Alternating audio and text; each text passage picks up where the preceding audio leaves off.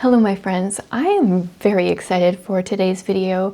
I told you what it was going to be in the last video that I shared, and today I'm going to be talking about, I think there's 20-ish at least, no spice books that you can get on Kindle Unlimited. Kindle Unlimited almost always has a deal going on, so I'll leave a link below where you can see if it works for you. It doesn't work for everybody all the time. Sometimes if you try it later in the day, I've heard it works, or sometimes it takes a few months. I don't really know their system, but often you can get 3 months for 99 cents or 99 cents a month for the 3 months, and it's definitely worth checking out because there's some excellent books available to read on Kindle Unlimited. So I'm going to start with recommendations. The first half-ish of this list I've read before, and then we will get into ones I have not read. The ones I've read, obviously I like, that's why I'm sharing them. The ones I haven't read, I've heard good things and I feel good about recommending them, but I haven't actually read them yet. Move over so that I can put up the pictures. The first one is one of my favorites of the year so far, and that is Crisscross by C.C. Warrens. This is a suspense mystery book where we follow Holly. She is, I think, 28 or something. She's had a terrible past, the part she can remember. She can't remember before she was 10 though. That part of her life is just missing. And then she spent 10 years in foster care, or approximately 10 years, and she can't remember that, and it wasn't good. And then at the beginning of the book, she is being followed by someone. It is a very intense suspense book. If you don't like creepy books, maybe this wouldn't be for you, but I think it's really well done. It didn't cross any lines for me. I really enjoyed it. And then this is the first book in a series, and the rest of the series is on Kindle Unlimited as well. So I'm saying this is 20-ish book recommendations, but a lot of these are part of a series. So in some ways it's probably at least double that. Also, my neighbor's dog is outside, and I don't know how much of his little yipping is coming through, but he's a little hot dog, and yeah, he thinks he's very big. Okay, let's do another suspense book. I didn't really put these in any kind of order. This is just how it is. This is the first book in a 3-book series that I loved, and have found out that the series is going to get longer at some point. So I'm very excited. The first one is called Her Darkest Secret. This is by Jessica R. Patch, and these are, the series is called FBI Strange Crimes. And this is following the Strange Crimes unit. So we follow different people in this unit as they try to solve these very strange crimes. And this one, also a disclaimer, it is pretty dark and gritty in some spots, but once again, didn't cross any lines for me. I feel like the light wins out. I think it's very well done. But I know a lot of my viewers can't stomach much for suspense, so I just want to give that caveat there for you. This was the first Jessica R. Patch book I think I read, and I just loved it. Who do we follow in this one? What's the main character's name? Fiona. Yeah, so there's this serial killer called the Nursery Rhyme Killer in this book, and the person that we're following from the FBI Strange Crimes unit, right off the bat, she is suspicious because this looks like what happened when her sister was murdered years before. Love the series. So excited that there's going to be more in the series. Okay, I have another suspense one here. Should we do that? Let's skip to some fantasy. We'll try to go a little bit lighter for a bit. Next one here will be Saints and Monsters by Ellen McGinty. This is a fantasy story where we've got a princess with blue hair. Her sister at the beginning of the book gets put to sleep, kind of is cursed and poisoned and cursed. And in order to try to break the curse, she needs to go talk to the dragons in the sea. And we follow her as she tries to break the curse. Here's almost everybody's favorite series of the last few years, Emma M. Lyon. The entire series, all currently 8 books, are up on Kindle Unlimited. I had the subscription last year about this time, flew through all 8 books in a month or two, maybe just over a month. It was crazy. I mean, the first ones are pretty short, but they get longer. These are historical, set in 1883. in London, and we have Emma M. Lyon's journals. And I was sucked in right from the beginning, but I've heard people say it took them a few books to get into it. So if you try it and you're not quite getting it, keep going because it gets really good. And yeah, once again, this is like one recommendation that has 8 books in with it. Love the series. I've heard so many people rave about it as well. Back to suspense for a little bit. Another one that I read, this one I read last year, is Christy Barrett's The Killer's Therapist. So we follow a woman who has this therapist business. She's a therapist, and she helps criminals like of all sorts, really, and tries to help them change their ways. And one of her like ideal best patients, the best success story, has recently been accused of murdering someone, which would not reflect well on her. So she wants to try to figure out what's going on because he says he didn't kill the person. So we follow her as she tries to solve this mystery to obviously clear her client, but also help clear her name a little bit, make her look a little better, which sounds a little bit worse than it came across better in the book than I'm explaining it. Then we've got Carrie Stewart Parks. Actually, a few of her books are on Kindle Unlimited.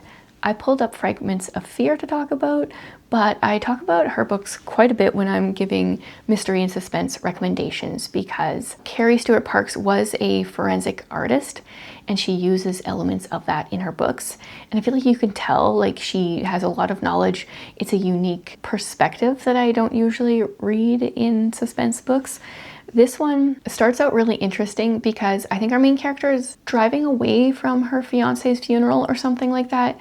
It's like very fresh, his funeral, and she gets a call from the pound or something that they're going to put down her dog that they have there if she doesn't come get it. The dog is microchipped with her information in it. And she's like, I don't have a dog. Like, I've never microchipped a dog. But she's suspicious, curious, so she goes and picks this dog up and the book unfolds, which I just thought that was such an interesting start to the story. Like, what if you got a call about an animal that you've never had that apparently has your information microchipped in it? Very interesting. I like the idea. Another fantasy, if you want a nice big fantasy, is Blood of the Stars by Corinne Norton. There are 2 books currently out. I think book 3 will be coming out soon. And in this one we follow a young woman that has a little bit of power whenever there's always like daisies springing up around her. And then she is under control of this couple that obviously kidnapped her and is using her magic to fuel them and what they are doing. And then our other character is the prince of the land, and he was childhood playmates for a little bit with the girl that was kidnapped and saw her get kidnapped. And so he's been kind of hunting for her ever since, using his princely resources to try to find her. And that's all I'll give you for that. Then I've got one that I read in January. This was the January Indie Book Club book, and it's called Between the Shadows. Our main character, Solnia, works with her father. He is a weaver. And right at the beginning of the book, she comes across this stranger to the city who wants access to the city archives, which her father grants him. So she needs to go along to supervise him, make sure he's not wrecking things in the archives. I won't say more about that, but one of the cool things about the book is we start with Solnia and then things happen.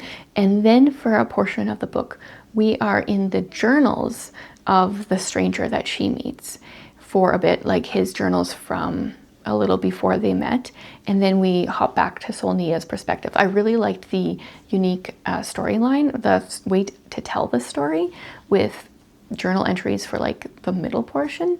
Very unique. Then we've got Shatona's Bookstrings series. So the first one is Twice Sold Tales.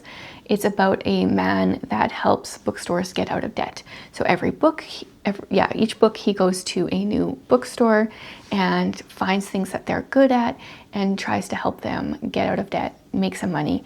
If you ever want to dream about starting a bookstore, this is the series to read. to spark that flame, we will be reading book 3 in the series for the Indie Book Club in May, I believe. A fantasy book I read and devoured a year and a half-ish ago is Heart of Red, Blood of Blue. It's a book that I was a little slow on because I heard so many other people that loved it, and it took me a while. And then, of course, I devoured it. So we have a princess who was born as an albino. So her father has always kept her in hiding. But over the years, her siblings have been slowly getting killed off by this guy that they've named Bloodless Christoph. And her father decides to pull her out of hiding because she's the last one left, and he wants to marry her off for a political alliance. But she runs away because she was going to be married to like a creepy old man, and ends up in the hands of Bloodless Christoph. It was a very interesting book. I would like to reread it soon. Another fantasy, we've got The Starlit Prince by C.F.E. Black. This one has to do with Fae. So our main character is a human in the human world. My battery's dying. Be right back. Okay, we've got battery power again. So this girl, her father, his prize horse is set to run a race the next day, and she sees it get stolen. So she chases after it, and in order for her father to win the race, she ends up having to make a deal with the Fae. She agrees to a marriage and goes off to the Fae world.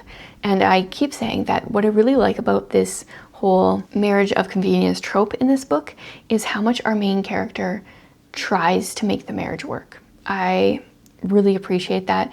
She's not like grumbling and complaining and trying to get out of it. She's trying to look for the good in the guy that she married, but he's got secrets of his own that get revealed. So it's not as easy as maybe one would like. Okay, now we're going to get into the books on my TBR. And I could have put more on here than I did, but I'm going to start with these. If you guys like this video, I can do a follow-up video as well. First up, same author as The Starlit Prince, Flame Theory. This is another one that's going to be a part of our Indie Book Club this year. This is a YA Dragon Riding Academy fantasy. Yes, so I'm just going to read a little bit of the blurb to you because I don't really know much. It's apparently a mashup of Six of Crows and How to Train Your Dragon, which sounds fun. It's illegal to own a wild dragon. It's even more illegal to bond with one. I've spent my life scraping by in the city's underbelly, doing whatever it takes to give my family a better future. So when I'm offered a place at the country's most prestigious dragon riding academy, I seize the chance, no matter that I've just agreed to spy on the city's most ruthless crime family as part of the deal. To survive, I have to hide who I am and keep the truth about my dragon buried deep. The only problem is I also want to buy physical copies of all the Indie Book Club books. This one on Amazon.ca is $40 for the paperback, $71 for the hardcover. At this point right now, it's cheaper for me to order it from the States, pay shipping and the conversion, and get it shipped to me. And it will still end up being $10 cheaper. I don't know why it's so expensive here. Okay, another one that I already talked about this author, we've got The Last Wayfinder by Ellen McGinty. Another one we're going to be reading later this year. This paperback is only $23. Much more manageable than $40. This one's Studio Ghibli meets Frozen in a sweeping fantasy about sisterhood, shape-shifting monsters, and hope stronger than ice. There are no chains for criminals on Abashi Island, only endless ice. Born into prison, Kira has only known the Arctic wasteland where the worst criminals are sent to be forgotten, including her mother. When a brutal imperial inspector sentences her family to death, she unleashes a forbidden magic that comes with a devastating cost. Her sister is cursed, transformed into a monster. Desperate for a cure, she strikes a deal with Captain Wren, a notorious monster hunter whose icy exterior matches the unforgiving landscape. He's everything Kira despises, rigid, lawful, dangerous, and unfortunately, necessary for survival. Okay, so there's that one. This one that is not available yet. It is being released April 24th, but I loved the cover, and I haven't read anything by this author despite having a book that I need to read. I love the cover, and I love the title, and I love the idea. So it's called Lady Agatha Speaks Her Mind by Elizabeth Amy Brown. If anyone else had been her fairy godmother, Lady Agatha's birthday party would have gone swimmingly. It wasn't really Agatha's fault that she insulted all those guests. After preparing for years to receive a select list of suitors for her charming, fairy-blessed hand, the last thing she wanted to do was alienate the lot of them. But her godmother's final gift was, well, difficult to control. Now her father doesn't care that she doesn't mean to call the visiting foreign prince a pathetic little fungus. The damage has been done. So it's a reimagining of King Thrushbeard, and it's got some whimsy to it for those that like that word, which is not often a buzzword for me. It's often the other way around, but every now and then I like it. And I'm a sucker for floral covers, and it's got birds on it. So that's, yeah, definitely judge books by the cover. This next one is a currently 3-book series. More books are being written, and they're called 90-Minute Mysteries. The first book is called On Silent Lake by C.S. Nelson. I'm just realizing I read this one. This is in the wrong category. This is a book that I already read. Oh well, I'll still talk about it. We follow a woman named Marley Madison. She was a detective. She is going to her husband's hometown. He recently passed away, and she ends up coming across a dog that is very injured, and she's wondering what happened to the owner. And yeah, they're very short. They're like, how many pages? The print length is apparently 56 pages of the first book. So I'm not going to say much. They're very quick reads if you feel like you want some fast reads, you want to bump up your books read for the year. If you just want a quick little mystery, definitely recommend that series. Now I think the rest of them are ones I haven't read. We've got Resistance by J.L. Knight. I'm probably the last Christian booktuber to have read this because I haven't even read it yet. I don't know why. Why have I just want to analyze this for a minute.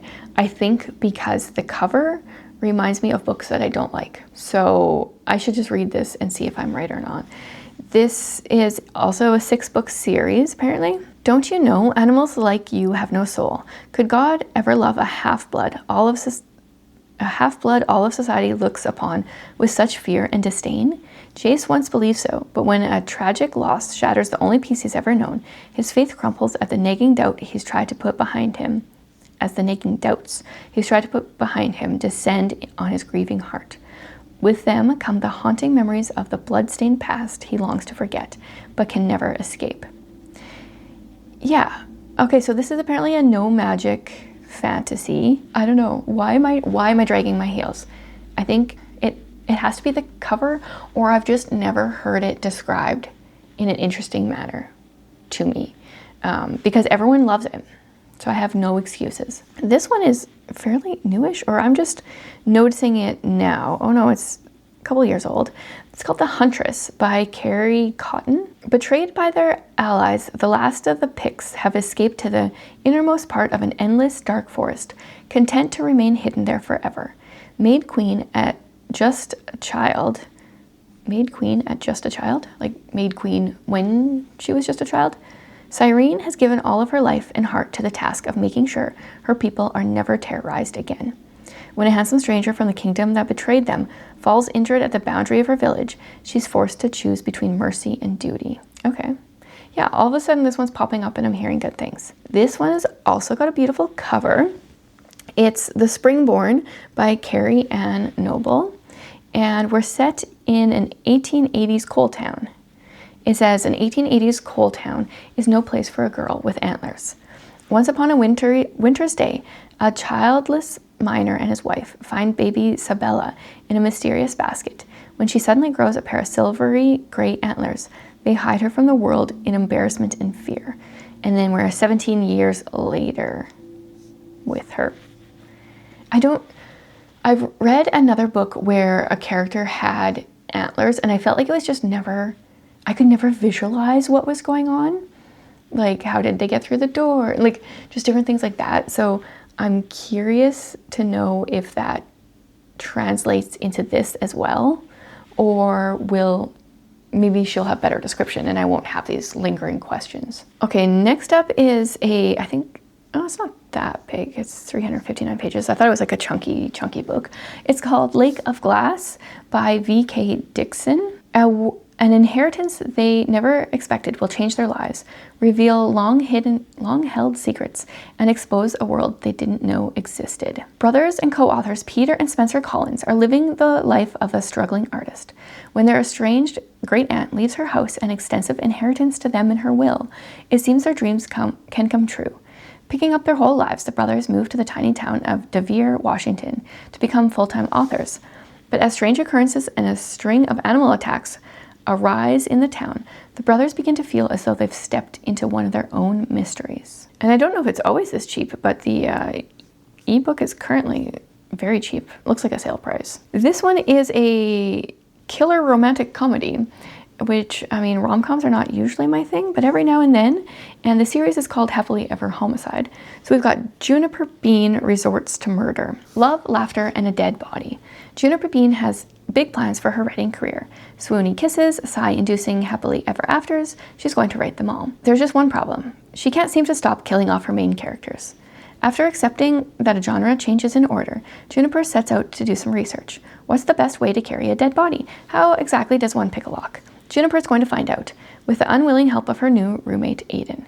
But Juniper's plans go haywire when she stumbles across an actual real-life dead body, and before she knows it, she and Aiden are thrust into the middle of a murder mystery that seems suspiciously tied to Juniper's past. It's actually very intriguing. It's supposed to be, if it's a rom-com, so it's gonna have like some humor to it, but then it's also like a murder mystery. Okay, the last one that I'm gonna share today, which, like I said, I could keep going, so if you want more, let me know, is a book that I'm embarrassed I haven't read yet. So should I even put it on here? I've been dragging my heels. I've heard such great things, but it's one of those books that is a seasonal read, and I never read it in the right season, when the season is, and then I'm like, oh, I'll wait, I'll do it next year. And it's been like 5 years, and here I am. The Winter King by Christine Cohen. You guys, I've heard such good things. Can I never remember if this is middle grade? I think it's a middle grade fantasy, yeah. Ever since Cora's father disappeared through the ice, whispers about her family's curse have grown increasingly louder. Desperate to help her mother and siblings survive another bleak season in the Winter King's frozen grasp, Cora begins to bend and even break the rules she has kept since she was a little girl. But when she discovers a secret that's much bigger than herself, she realizes too late she has put herself, and those she loves, in even greater peril. Okay, that doesn't really tell me a whole lot. And then the rest of it is just blurbs, which is kind of annoying because I just want to know a little bit more about the book.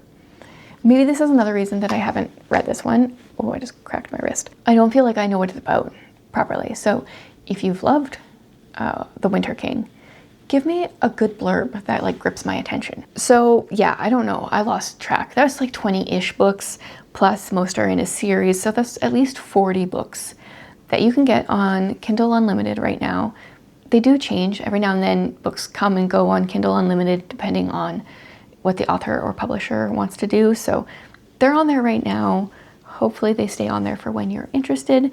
If any of the ones on my like TBR side of things, if you want to like spur me on to read them, yeah, just tell me something that you think that I will really like about it, why I should prioritize it, and that will help me to actually do so. So thanks so much for joining me for this video of recommendations and a TBR. I appreciate each and every one of you.